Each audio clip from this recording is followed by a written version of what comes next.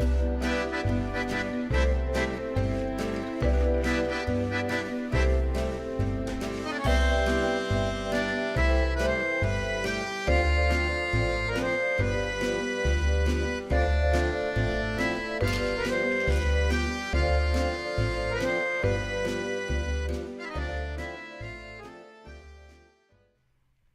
morning, welcome to Board Game Breakfast. I'm Tom Vassell. I'm Roy Kennedy. I'm Camilla Cleghorn. The Yees have yeeted out of here. Is that the right? Am I using They have been yeeted. They've been yeeted. Yeah. They're on vacation currently, so they'll be back eventually. Actually, they'll be back later this week. But before we get into that, we want to say thank you to our sponsor, Pandasaurus Games. There's a game behind us called Dinosaur World, which we haven't talked about in a while, so I thought I would bring that one back to people's attention. Dinosaur World, fantastic game about building your own park, and that makes sense this weekend since this weekend is Jurassic World, which I'm going to see on Tuesday. what's it called? Jurassic World, dinosaurs, even more dinosaurs. I don't know. Have you seen it? Not yet, no. Okay. No. I'm actually in trouble because I just started watching the movies. I'd seen Jurassic Park forever ago, but I haven't seen all the Jurassic World, so I'm catching up on them. I just got the last one from the Cybrarium last night, the Fallen Kingdom or whatever. I'm supposed to be watching that tonight. So it's Jurassic Marathon. Cybrarium has movies? They have a lot of movies like DVDs. The antiquated DVD. Well, I was about to say, what is this DVD of which you They have speak? laser discs. Anyway, the 30-hour marathon is coming this week. We're going to talk about that in a bit. That's kind of what's going on this week. Also, Dice Tower East starts in 4 weeks, right? 3. 1, 2, 3 weeks. It's exciting. 3 weeks. Yes. All right, so we're ready for it in 3 weeks. No, we are. No. We're getting close. We're getting close. I We're feel getting good about close. It's going to be great. It's going to be fantastic. And hopefully the weather is going to be nice because there's a pool. So it doesn't really matter if it's hot or not. Yeah, And great air conditioning. And I'm just rambling now, so let's go.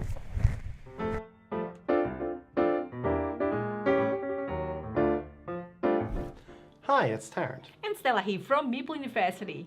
Today we're talking about the board game that is loosely based on the mobile app or mobile game, which is Disney Arena. Disney Sorcerer's Arena, Sorcerer's that is. Arena Epic Alliances. That's the board game. Now, this is the video game which I have played before playing the board game, and it is like, it has a feel, but it's sort of like still different. The game app is kind of like Final Fantasy game but it's only battle after battle, and it's a turn-based battle. While this is like, This has a little bit more of a board game tactical style. It's got a hex grid. Yes. And you've got card play, and you've got to combo cards together. So it had a bit of a unmatched feel. Yes. It does have the characters from the game, from the app. Like Sally, for example, it has the taunt attack. Similarly in here, it has also taunt attack, which is pretty cool. It's got Aladdin, it's got a few of the villains as well, not just the heroes. And I think if you like the if you like the game, the mobile app game, you probably like this one too. And Mickey is certainly probably my favorite character now. He seems weak at the start, but then towards the game, it just gains tokens and it just gets stronger and stronger. Yeah, specifically from Fantasia, the Sorcerer's Apprentice. Yes, yes. What's your favorite? I did enjoy Sully. I enjoyed the defensive capability that he brought. Gaston is also good because very strong. So each of the character has got special ability and then also thematic to the movie. Yeah, so that's it. Disney Sorcerer's Arena. Check it out. And thanks for watching. Bye. I've been told that you're looking for mercenary work. The life you're about to embrace is hardly a noble one, and it's definitely not easy, though it can be quite lucrative. Assalamu alaikum. Gloomhaven Jaws of the Lion came with 25 missions, and if you think that in comparison to the bigger Gloomhaven game, these are too less and you have finished all those missions, then look no further. Gloomhaven Serpents in the Lion's Den is a campaign book which I have made, which adds 10 more missions once you have finished your base 25 missions.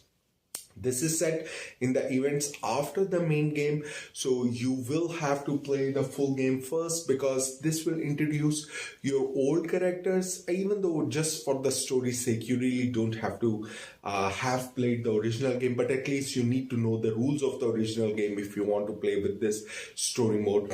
Now it does use, because of the playbook nature, it does use the same maps of the game because you don't this game doesn't come with customizable map tiles that you can use, but it does randomize the type of enemies that you get to encounter on those maps, the events that happen on those maps, the objective on those maps are going to be different when you go through these this campaign.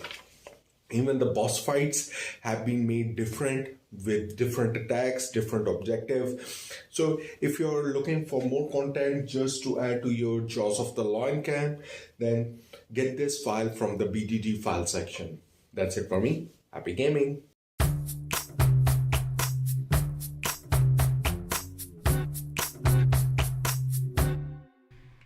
All right, today's game I'm going to tell you guys about, since I don't think either of you have played it, from 2002 is Lifeboat. Now, there's multiple games that have the word Lifeboat in them. There's Lifeboats, which is one of the meanest games around. Lifeboat is about as mean. Ooh. Oh, wow. In Lifeboat, this is from Guerrilla. Wait, is it Guerrilla Games? I always get, yes, Guerrilla Games, because there's 8 games in Guerrilla Games. It's always confuses me. By Jeff Sayadek. So in this game, you're going to be one of 6 people. I'm going to show you them here. You're going to be the Kid, Lady Lauren, Sir Stephen, Frenchie. Oh, he looks like he has like horns. The Sir Stephen looks like it's a little like. Yeah, maybe. Dibs on him. The captain or first mate. Each of them has a specific size that they are, and a survival value, which means if they survive, they get a certain number of points. Oh, gotcha. Here's the deal. You're all on a lifeboat, you're all sitting here, you just got off a ship, and each of you secretly loves one of the passengers. So you get a card that says you secretly love one of them, and you I'm secretly sorry, wait, hate. one of them's a kid? Yeah, well, I mean, it could be paternal love. Oh, I'm Just carry on. Like, who could ever love a kid? Way to go, Camilla. You can also secretly, my forte. you also secretly hate one of them. Oh. You Also can kid. possibly love and hate the same person. Oh. You are included in that. You can hate yourself. You That's so can dark. love yourself. You can love and nice. hate yourself. There's like different rules. That's And so awesome. the person that you hate, you want them out of the lifeboat before the game's over. Yes, man. The person you love, you want to make sure they're on the lifeboat. Okay. Gotcha. And then, What happens you if you can, want like, both? So you can like throw yourself overboard. yes, you want to And die. put- Well, you can't just throw yourself. You might throw yourself overboard and someone else might rescue you because they love you and they want to keep you alive. And you're like, no! That's awesome. It's it's a little clunky in my opinion. I have it ranked here as a 7 because I really like the theming of it. There are these cards you play, someone falls, people are constantly falling overboard. Whoever's sitting like in the front of the boat is handing out the water.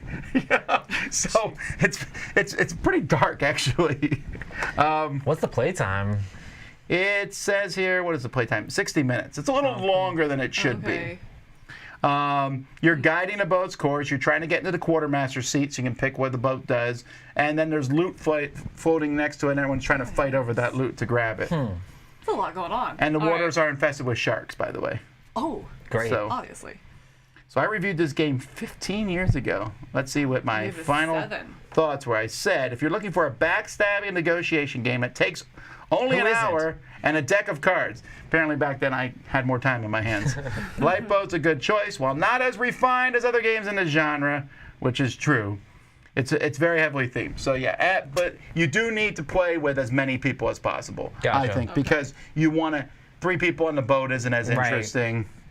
So That's cool. I mean, if you could play a big group like in an hour, that's not too bad, I Right. guess. Oh yeah. Does the playtime increase with more players though? no, I don't think so. I Okay. mean, maybe it does. But like, if you love yourself, you are the narcissist. Right. And if you survive, you get double points. If you hate yourself, you're a psychopath, and you want everyone on the boat to die except the person you love. Oh, wow. So they're trying to throw everybody else overboard. I'm amused by that. That's why you're a And then you psychopath, not a find sociopath. paintings and jewels in the water, which are just extra points if you're still alive and you keep them. There's oars you knock other people off the boat with. Medical kits heal injuries. No. buckets of chum. Someone falls overboard, you can throw some chum in the water so So that the sharks get 'em? Yes.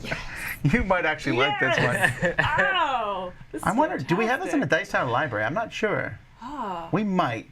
We That might. sounds like a fun game to. Catch-a-palooza. Z says the best card is Bucket of Chum. I agree. that's what you were just talking about. That is a pretty funny Sharks. card. Anyway, I don't know. This is a recommendation based on the kind of group you play with. This is not for everybody. This is a very specific game. I enjoy it, but it has been a good 5+ years. It sounds since like I a good played it. con game where you can play with a bunch of different people and get to know people a little bit. Social deduction style, I would guess. Yeah, I like how high in that picture interaction. you see a guy just slugging the other one into the water. That's Lifeboat, folks. Let's keep moving. Hi, everybody. Hello, we are Ryan and Bethany. From Ryan and Bethany Board Game Reviews. All right, today we're talking about Boone Lake. This is from Alexander Pfister. This is kind of a longer Euro-style game where you are populating the area around Boone Lake. It uses all these multi-use cards. You are using them for income. You're using them to play their special abilities. Some cards are end-game scoring. Sometimes they give you immediate benefit. Sometimes they give you, in turn, end-game benefit you're going to be able to use over and over again. Lots and lots of variability in this game. This is a long one, but it is worth it.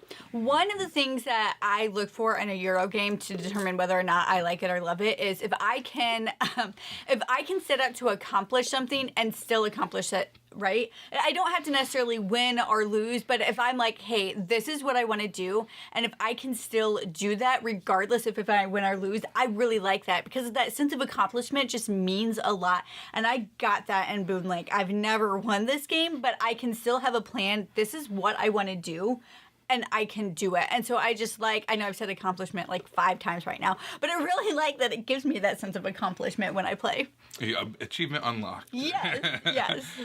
So there's also this thing in this game where resources are kind of based off of where you are currently sitting on this track, and you can have your canoes in, 2 in the wood area or 2 in the one in the wood, 1 in the steel area.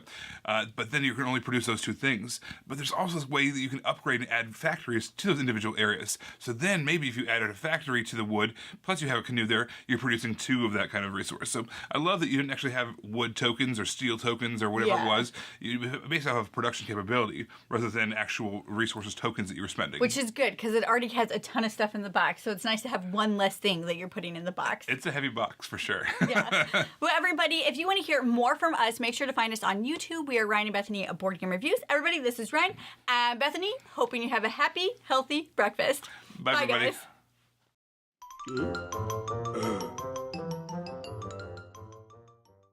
I don't know. I All right. disagree Sorry, we were strongly. having a dwarf conversation. All right, so what's coming from the Dice Tower this week? Well, there's some reviews going up. The big review for me is Massive Darkness. I'm nice. looking forward to seeing that go up. I actually should pull up the whole thing here to see what else is happening this week. I'm reviewing the most awarded game in history. Oh, wow. I'm not sure that that's true. That's Storytime Chess. Oh. Let's see here. Claudia has a couple reviews going up. And near the end of the week, I'm reviewing Reality Shift, Arcana Rising. But there's 2 big things happening. First of all, a Game and Talk is going up. It's been a while since we've done one of these because they take Chris a ton of time to edit. But on sure. Sunday, Game and Talk, Betrayal at the House on the Hill. No, it's Betrayal at House on the Hill. I would never betray someone. Well, we'll see. We'll see No who the... spoilers. I'm not in this one, so I don't... But somebody betrayed us. Well, don't spoil it. I didn't. Maybe. We'll see. Anyway, that's coming out Sunday. But the big thing is Thursday and Friday, our regular programming is completely gone. There's nothing there except for a 30-hour marathon. It starts at 9 a.m. on Thursday morning and goes to 9 p.m. on Friday. For those of you who might be mathematically inclined, you might think that's actually 36 hours. You're correct, but for 6 of those hours, we will be off air because we need food into our bodies. Yum. But we got a couple special guests coming in, which you will just have to wait and see when they're here. We're just some friends of ours. We're going to be playing games. I refuse to tell you what we're playing, mostly because we don't even know yet. We're just going to play whatever we feel like. This is not like I'm separating these from our spectaculars. We got the Summer Spectacular coming up in a few weeks, and that we have very specific things that we're planning with some cool stuff. We got Dice Tower Awards. No, I just said no, Mike. I was going to do something. Oh. Can you type out no? Yeah, that's what I'm doing. Oh, look at him. Man. So No, but- handy. And Noah's way too small. Anyhow. Yeah, Roy would have done it right. There you go. But anyway, no, because we just want to be able to have a casual thing. We're just going to play games. We hope you're with us. Come by at 2 or 3 in the morning when it's very few people will be here, but I'll be here. I'll be awake. Anyway, that's coming up. We hope to see you there. Let's keep going. Hello, my name is Aaron, and welcome to One Word, One Question. Today's word is air. Now, I just played Race for the Galaxy for the first time the other week, and I came across something. Most of what you get in the box is air. Yes, needs to be room for the player boards and all that, but does anyone else get frustrated when most of what you get in a box is just air? It seems incredibly wasteful. Now, I know that companies likely do this because shelf presence is a thing, and vendors prioritize shelf space for certain items and all that. But what are your opinions on air in boxes? So answer A if you really don't care because it just gives you more room for expansions.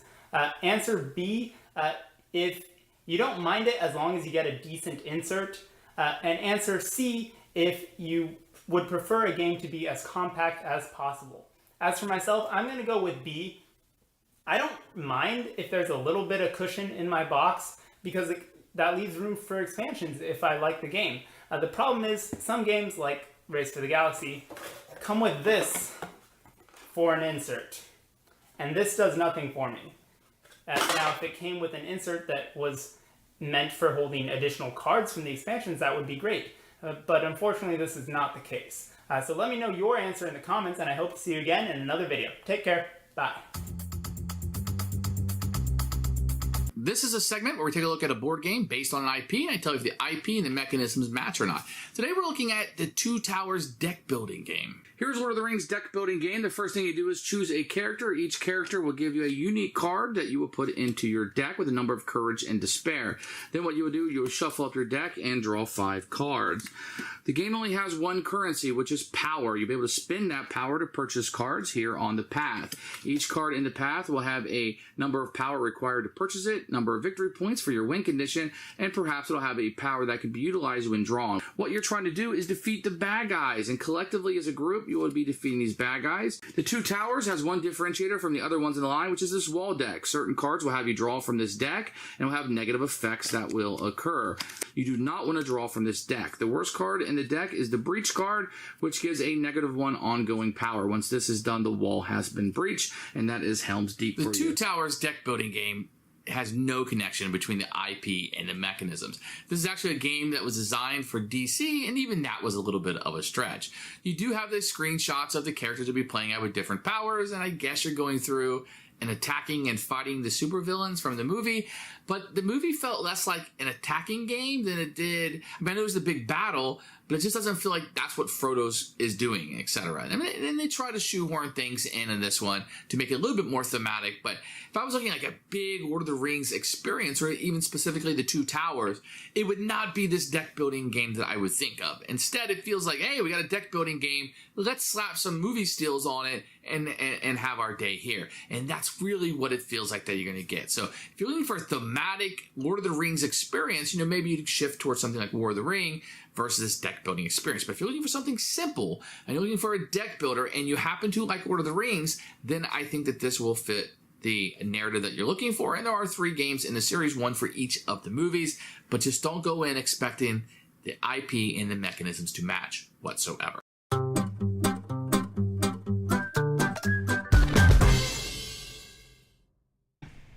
I agree. That's a pass. That wall card's terrible, by the way. I'd rip it up. Okay, so we're talking about painting, as all you know. I'm an expert at. So miniatures come in all the time in games, consistently. It used to be a rarity. Now, a lot of big games, even Euro games, Castles of Burgundy, have miniatures coming with them.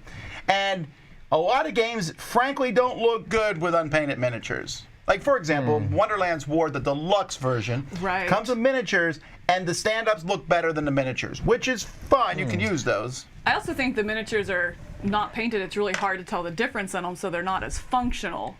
And that's where it comes in. Painted versus not is like the functionality of it. I don't think it in a bothers game. me that much. I mean, maybe it's my eyesight or whatever, but they seem fine for the most part. Brag. All right, well, Blind. humble brag. Hang on.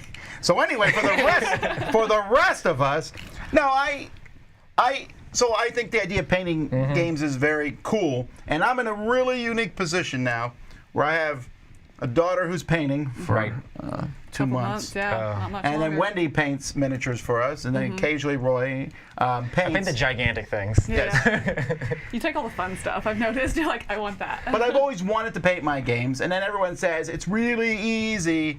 My question is, I very much doubt that. Not that I don't think you can learn to paint, because I think anyone can learn to paint. Yeah. Just like I think anyone can learn to play the piano. Anyone can learn to. You can learn to do what you want to do. I just don't think it's an easy to get into hobby without a decent expenditure of money. Yes. Because you got to buy a lot of paints and brushes. And you got to spend a lot of time. It's not something you can quick slop and go. Like, I can sleeve cards very easily. It's definitely a patience thing. Honestly, you can get like a cheap paint set or like a miniatures paint set. Like a lot of people get like the Reaper Bones paint set that comes with a bunch of different colors and a bunch of brushes to get started. And I mean, you can get into it. And I do think like, yes, it is something that you have to get better at. Like, it's a skill that you have to hone and craft and like put time in and watch videos. You have to have the patience for it because it's not a thing that's going to be quick. But you can learn to get those miniatures painted. And like, if you find that as something like relaxing or something like to add on to your hobby, then it can be a lot of fun. It definitely takes a long time to get through an entire game. Right, but I mean, I think it really comes down to the person and what their expectations are. Like, if you watch Sorcerer or something like that on YouTube, you're like, oh, I'm going to mimic his paint job, and then you pull, and if that's your expectation, right? If that's your expectation, but if you're like, no, just base them and throw a wash on them, maybe a little dry brushing. If you really want to be fancy, you know, if you can manage your expectation for yourself, then I think really anyone can do it. Right. It's just a matter of what are you setting yourself up against, and also just realizing that you can never be done with a miniature. Right, that's what I was about to say. You can put 45 hours into one miniature and still be like, it's not there yet, it's never going to be perfect. And so it's more a matter of like, not anyone can do it, but can you manage your own expectations and cut yourself off and be like, no, I'm done with this one. I'm happy with this one. I'm proud of this one. It's served its purpose for me. There's like a difference in between like having miniatures that are like look really good when you're this close, or table miniatures like where it's this far away and it looks good. That's good enough. And for board games and for most stuff, it's like if it looks good at arm's length, that's awesome, and it can bring more like life to your game. I insist on Golden Demon or nothing. Well, Golden Demon or nothing. Well, Wendy's paint jobs are amazing. Is a award that they give out to the best paints at Gen Con, I think, or no? I think it's specifically Games Workshop, and it has to be a Games Workshop miniature, and those things are like people put mass amounts of hours into them. Much time in it. Yeah. But here's the thing, I don't want to paint. Then don't paint. I know. And I want people to know that too, though. Okay, right. Because it often comes across, everyone's painting their miniatures, why aren't yours painted? Again, I'm in a very fortunate situation where I have people who can paint them, and I mean, I'm justifying it by it's for the Dice Star Library. Right. That really is what it's for. I don't have there's no game at my house that the stuff's painted. But I don't feel like you should ever feel bad for not getting your stuff painted. And getting someone else to paint your stuff is not inexpensive.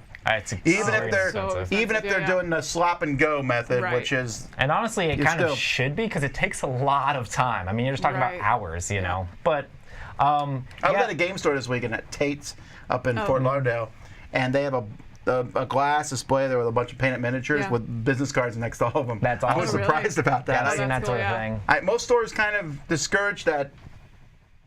They want it to be done in the back corner, you know, if you're paying someone else to paint. That's really interesting. Yeah, I think for me, like I was telling Mike before, like I sometimes occasionally will paint stuff up and post it online, and then like afterwards, people will be like, when I play a game that doesn't have painted miniatures, they're like, oh, you're playing this game unpainted? And that's like hard. It's like we review tons of games, we play tons of games, we definitely can't paint every single game before it comes in, and I do feel that pressure, like you're saying, to people are always like, oh, you should paint all your miniatures here and there, but I mean, it really comes down to playing the game. You should have fun with it, and if you enjoy the painting and you get something out of that too, then have fun with that too. You know? And it doesn't help when these companies come out with games like we just Master of Darkness has gone up this week. I love to get that painted, but also there's a box of miniatures for it. So many. And you know, any CMON, Awaken Realms, you know, the Steam Forge, these games come with so many. The ones we end up painting are the ones like Wonderland's War, which has one sheet of miniatures. Right. Yeah. I mean, Wendy painted Ankh, and that took her, half the year? I mean, it was a long time. Yeah, it is a lot. That's gone. I had something to say. I really enjoy painting in really general. good I comment. wish I had the time to do more of it. Like I was telling Mike, painting is my retirement plan. I know we probably all say that, but I was like, by then my eyes are going to be gone and I'm not going to be able to paint anymore. That's right. They make those really cool ones. You know, the magnifying glass with the light around it. Yeah, I'll use that if I'm getting really detailed. So, but I would say I don't think anyone should ever feel bad about not painting it, because it really is, at the end of the day, it comes down to your game and your experience. Me, I'm a huge thematic gamer. You know, I like to be in that theme. But that being said, I won't paint my games until I know for a fact I'm keeping it for a long time.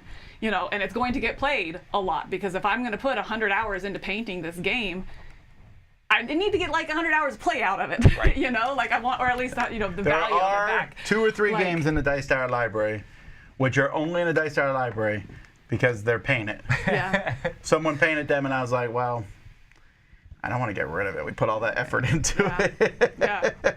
So now you're right. I do think about that. Is the game staying in the library? Right. Otherwise, there's no point to painting it. But I mean, I'll give you Unless an you're learning to example. paint. Like, I believe you painted, not you personally, but you had painted Destinies, right? Yeah. I think Wendy did, right? I think Wendy painted it, yeah. But you had it painted right. Like, I would never paint my own Destinies because so tiny. I'm gonna play. One, it's so tiny, and two, it's a single playthrough kind of thing. Maybe a couple times, something like that. You know, so like that's a game that if I owned, I wouldn't paint. I'd play through it, I'd enjoy it, and I'd move on. You know, but it makes sense in being in the library. It's in a library. It's a little bit cons different, and right? things like that. But I don't feel bad about not painting it, and I consider myself a painter. You know, so. Alrighty, well there you go. Roy's gonna paint when he retires. There you go. I'm never retiring. My daughter asked me yesterday, she's like, when you're 82, will you still be doing the Dice Tower? I was like, nope, because I'll be dead. Let's keep moving. Hello Prodigy, your remaining content creator, and today I will continue my series where I will talk about a specific part of a game, and today we will talk about Alchemists. Alchemists is, I would say, medium to heavy Euro game which has worker placement in it. And an interesting combination, it has deduction in it. And during the game there are a lot of things happening. You are gathering different ingredients so that you are testing out potions that you can do. You can sell the potions, you can present the potions, then you can, let's say, tell everyone that this potion has this combination. So you're making a thesis, I assume it's called, and the other players can say no, it's not true afterwards with another action. So and in the meantime doing that you have to deduce what elements are behind every ingredient, which is quite interesting and quite nice, because this is how you gather then afterwards points through the different theses, to the different things that you are doing during the game and the information that you are gathering. So I really like this game. It's, like I said, a medium heavy one. And another small piece which is appearing during the game are the artifact cards. And the one that I really like is this one. Another thing that the Alchemist brings, it's you can use an app so that they are making the different background, let's say, information of the different ingredients. There is possibility a player should do that, but then the player is not playing, it's just doing the randomization, because then he knows the solution. And this is the interesting part, because the application is doing that, and you are just scanning the ingredients to see what potion you get, and this is how you deduce what's behind. And the point is, what I really like, if I can get in the first era, this artifact, is the point after you're using 2 artifacts from your inventory to see what potion they are giving, you have to discard those. But with this card you discard just 1 randomly, which means that you are not you don't have to do go as often into the woods to get ingredients, so that you test more ingredients and see what potions you get, so that you can make a thesis. So this is what I wanted to discuss, and an artifact that I really like is the one that is giving me the possibility to keep one of the ingredients that I use to see what potion can I make. So this is what I wanted to discuss shortly about Alchemists. Have a nice breakfast.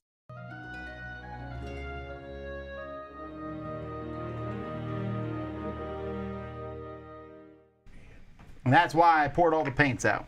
All right, today we're taking a look at some puzzles here from Escape Welt. So I'm going to show you guys these puzzles.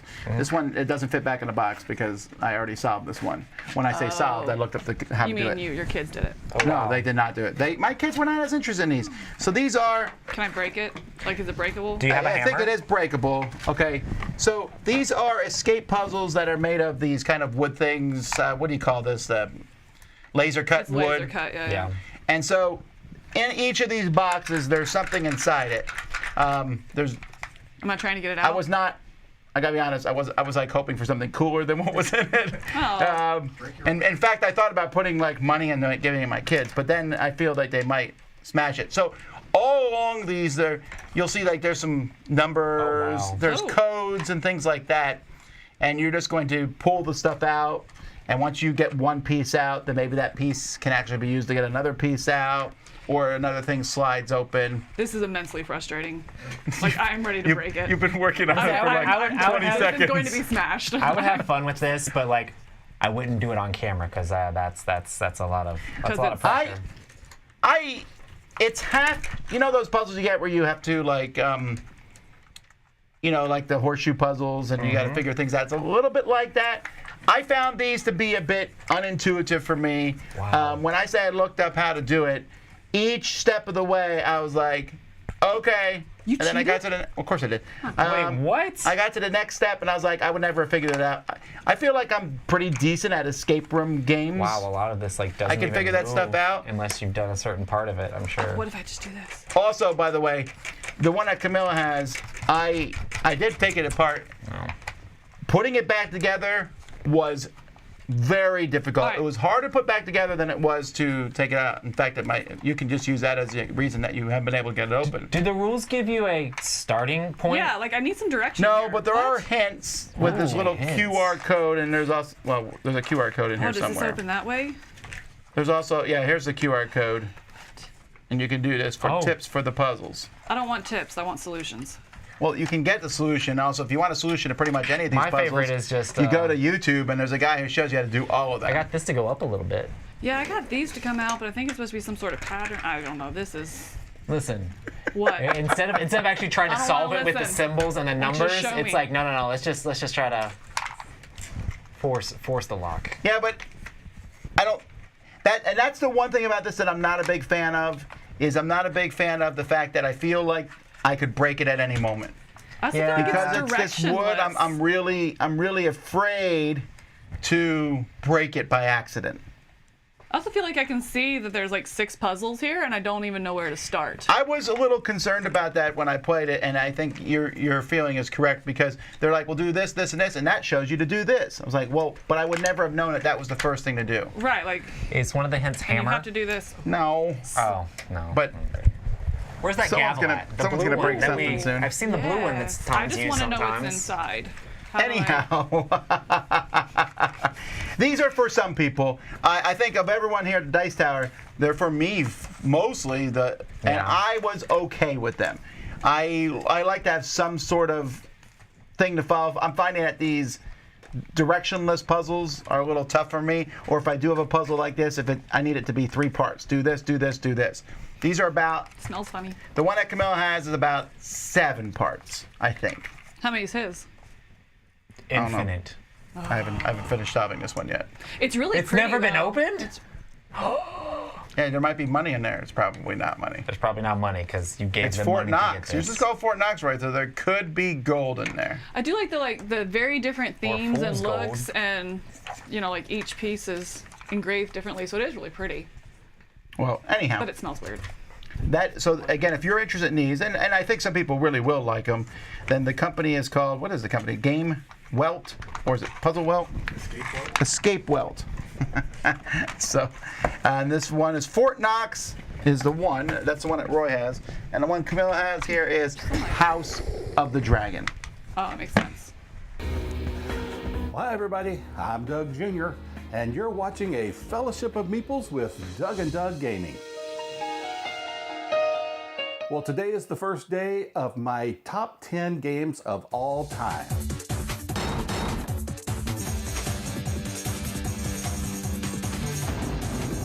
That's right, Lords of Waterdeep, the ultimate worker placement game. Now, Lords of Waterdeep was designed by Peter Lee and Rodney Thompson, and it's published by Wizards of the Coast. And you're going to play one of these lords. And these lords are going to be attempting to complete quests. Each quest has a requirement, so you're going to have a certain number of cubes of specific colors, And if you complete a quest, then you are going to get a reward, which might consist of victory points and or money and or some other cubes. You can go to the board to get your resources. If I went here, for instance, I would get 2 orange cubes and I would add that to my tavern. And also you could go here to the Builder's Hall and build one of these buildings. You pay the cost and then you would place it in one of these slots along the sides of the board. The cool thing here is that these buildings then become another spot for workers to go on in the future. Now there's a lot more we could talk about concerning this game and go deeper into the rules, but that's just kind of an overview. Why do I like this game so much? But this one, first of all, has some nostalgic value for me, but it also is just an elegant game that plays so smoothly. I love teaching it to people. They can participate in this and they can be very competitive right from the get-go, so you can have a good game. It plays up to 5 people. Lords of Waterdeep, my number 10 game of all time. If for some reason you haven't played this, you really ought to try it. Hey, thanks so much for watching A Fellowship of Meeples. Next time we'll see you with my number 9 top game of all time. Happy breakfast, everyone. I'm just back from UK Games Expo. You might be seeing this slightly in the future, but I got a range of games. This is just some of them, and there's some brilliant haul videos and pictures I'm sure you've seen some of online, because it was back bigger and better than before. I say back, that's a little bit harsh. There was a UK Games Expo last year. Many conventions got cancelled. It just got sort of scaled back, and they kept some things. I think the walkways were still a good width. There was never a time where I felt like I was barging through people or being barged through against, trying to get somewhere. There was obviously some stands where there was lots of people and that still, but lots of games. It felt big across 3 halls of gaming, and some great games were there. Really enjoy the fact that I managed to pick up the T-Rex, the unmatched T-Rex. That's not going to be in the UK for many months, but one stand had that available. But my standout game from the show, Acropolis, a tile placement game. These hexagon tiles that you've got sort of a river of them in the middle, and you can pay stones to go down the river and skip over tiles. That cool sort of mechanism of choice. You're building out 5 different sort of coloured districts, and those 5 score slightly differently to make a really interesting sort of game. I've played it 3 or 4 times since getting the copy, and it's only going to continue to hit the table more. And there's even an advanced scoring sort of thing which allows you to double up points, and that looks pretty awesome. And that was my standout game, Acropolis, from UK Games Expo. Anyway, until next time, enjoy the rest of your breakfast. All right. Yeah, it was boring what was inside here, so oh, yeah. It was too simple. Camille got 1 piece of hers done. Anyway. How many did you get? I opened it. You got nothing. Okay, so goose egg. Okay, so we'll be at noon. We'll be back. Roy is doing Q&A today. Hey, Roy. Come ask me questions. Oh, what's happening? What's happening? Oh yeah, sorry. Concordia. In 22 minutes, Z's gonna be playing Concordia, since it was brought to our attention. It was a very good app when we did our top 10 apps last week. So Z's gonna be playing that at 10, Concordia. At noon, Roy's doing Q&A, and then at 2 or 3. I think it's 2. I think it's 3. Ooh. Because I scheduled it at 3. You should fight. Per the schedule. Okay, well at 3, me and Eric are being joined by Dan King for At the Table with Tom and Eric. So there's lots of live stuff coming your way still today. We'll see you then. Until then, I'm Tom Vassell. I'm Roy Canning. I'm Camilla Cleghorn. Have fun trying to get these puzzles open. Yeah. Thanks for watching Board Game Breakfast. Tune in each week for your daily dose of gaming goodness with Tom Vassell and all the gang. Until next time, I'm Eric Summerer, and you've been watching Board Game Breakfast, a Dice Tower production.